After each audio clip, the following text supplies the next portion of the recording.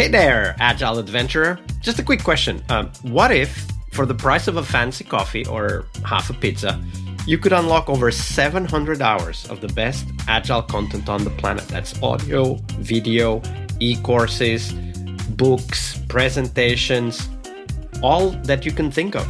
But you can also join live calls with world-class practitioners and hang out in a flame war-free and AI slop-clean Slack with the sharpest minds in the game. Oh, and yes, you get direct access to me, Vasco, your Scrum Master Toolbox podcast. No, this is not a drill. It's the Scrum Master Toolbox membership. And it's your unfair advantage in the Agile world. So if you want to know more, go check out scrummastertoolbox.org/membership. That's scrummastertoolbox.org/membership. And check out all the goodies we have for you. Do it now. But if you're not doing it now, let's listen to the podcast. Hello, everybody. Welcome to our Team Tuesday. This week, joining us is Renee Troughton. Hey, Renee, welcome back. Thanks, Vasco. It's great to be back.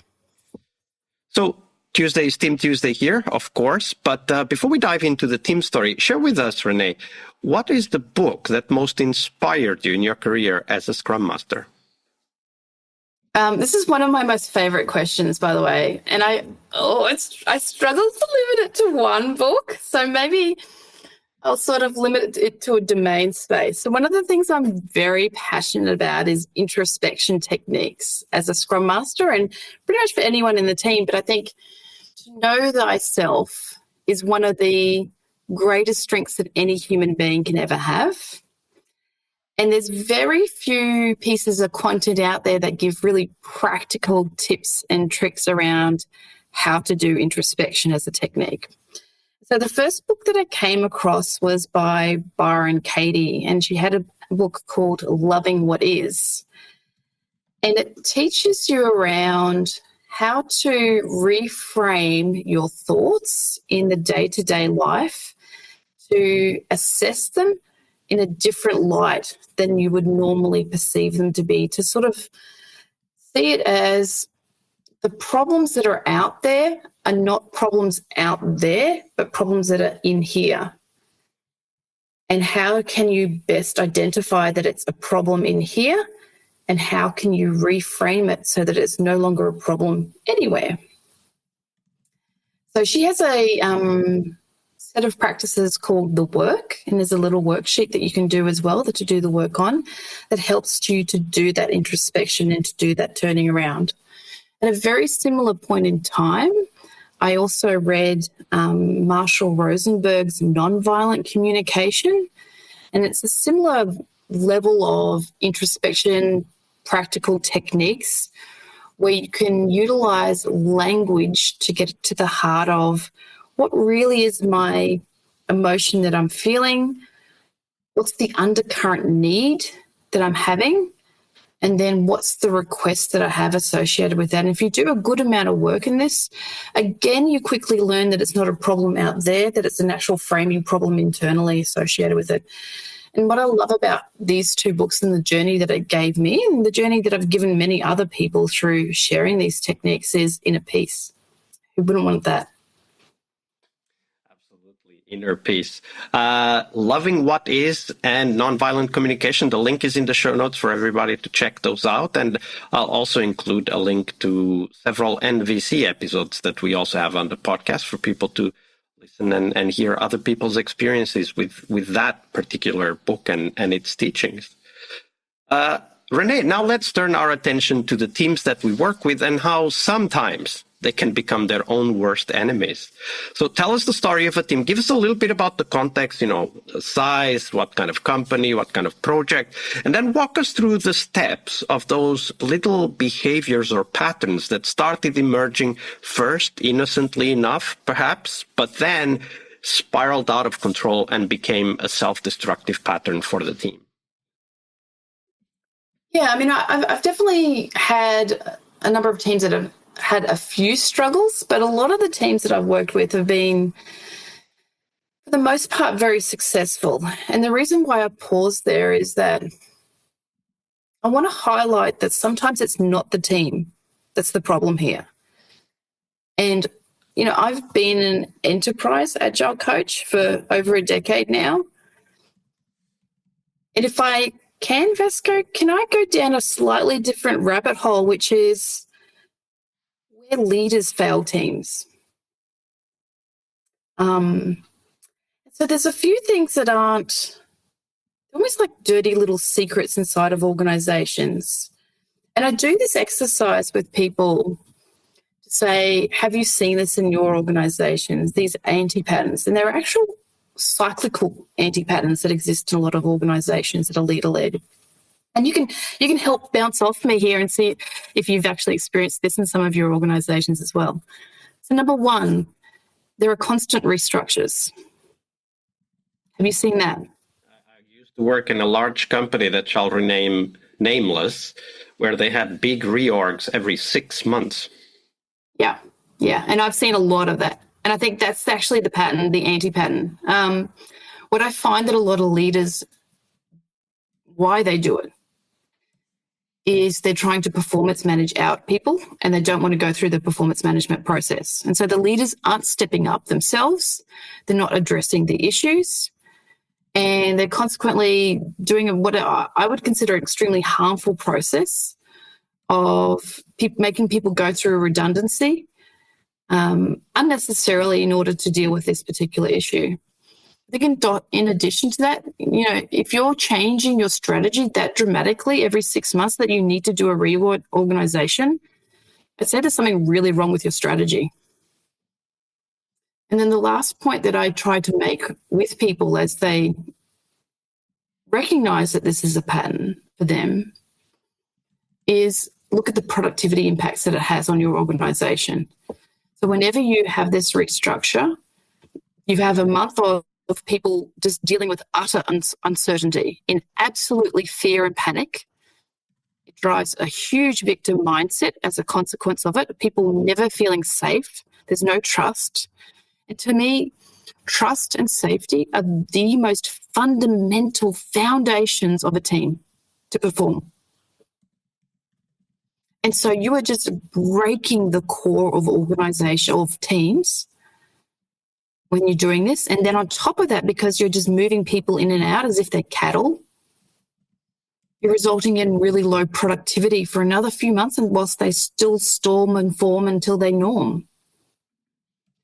So that's one example of what I consider 8 key dysfunctions that sit in an organization. I can give you another couple just off the top of my head. So things like the C-suite shuffle. So you would have seen this where you've got a new CEO come in and they get rid of the leadership team and they bring in their new team, and then that totally wipes out the strategy as a consequence. And then there's a cascading issue where they're bringing their own team in again, and that creates that loop of we're going to restructure again. So there's an anti-pattern of every 3 years, so rather than every 6 months, C-suite change, creating absolute disruption in an organization. There's the offshoring, onshoring, insourcing, outsourcing loops that also happen. Again, a longer duration, somewhere between 5 to 8 years, but just creating chaos in organizations.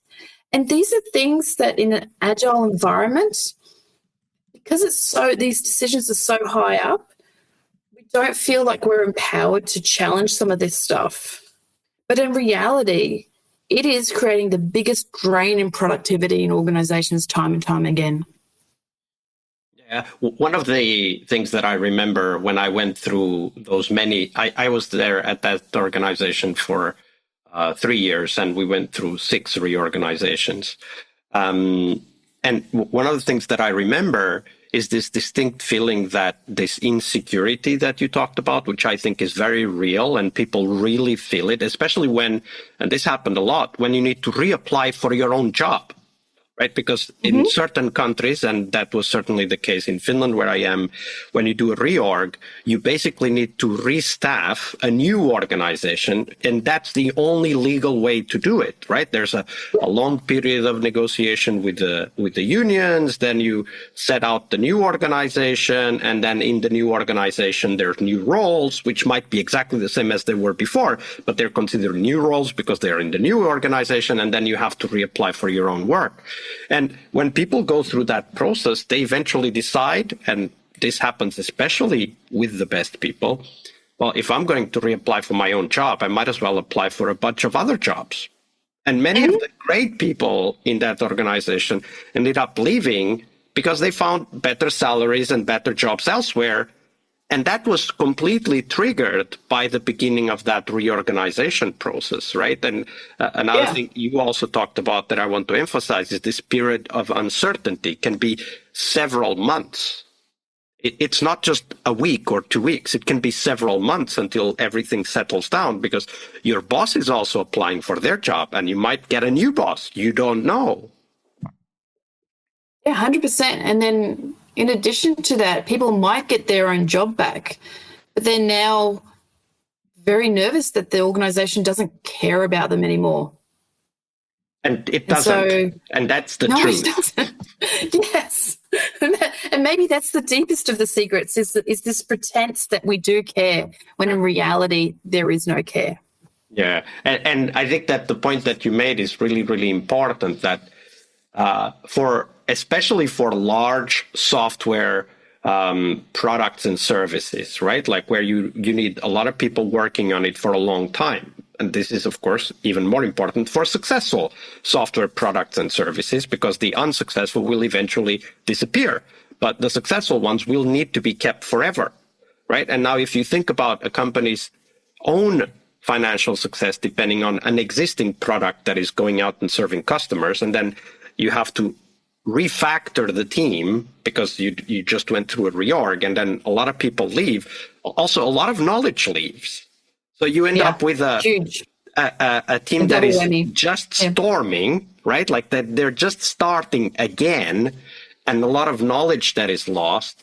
And I really fail to see how this can be, from a software perspective, how this can be perceived as a positive change. Now, I'm not saying that it is not necessary because I'm not the owner of those companies. It's not up to me to say what the company should or should not do. But from being there, I can definitely share that, which you already mentioned, that lack of trust and safety destroys teams for sure. Yeah, 100%. Yeah, so a great call to attention and perhaps also a little bit of reflection for us. All the leaders out there that are listening to this, keep this in mind because that's what you're going through, what your teams are going through when there's a big reorg. And to be fair to some leaders, they also don't have a say in it. These decisions are made quite high up and they're also impacted by it. They're also frustrated by it. Thank you for sharing that with us, Renee. No worries.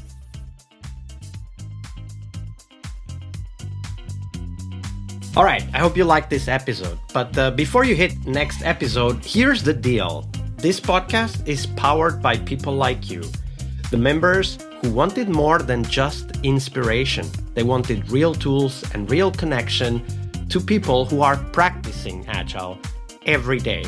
We're talking access to over 700 hours of Agile Gold, CTO-level strategy talks, summit keynotes, live workshops, e-courses, deep dive interviews, books, and if you're into no estimates, we got the pioneers of no estimates in those deep dive interviews as well. Agile business intelligence, creating product visions, coaching your product owner courses, you name it. You'll get invites to monthly live Q&As with Agile pioneers and practitioners, plus a private Slack community, which is free of all of that AI slop you see everywhere and, of course, without the flame wars. It's a community of practitioners that want to learn and thrive together. It's the best place to connect with community and learn together. So if this podcast has helped you before, imagine what you will get from this podcast membership. So head on over to scrummastertoolbox.org/membership and join the community that's shaping the future of Agile. And we have so much for you. So check out all the details at scrummastertoolbox.org/membership, because listening is great, it's important, but doing it together, that's next level. I'll see you in the community Slack. We really hope you liked our show. And if you did, why not rate this podcast on Stitcher or iTunes? Share this podcast and let other Scrum Masters know about this valuable resource for their work. Remember that sharing is caring.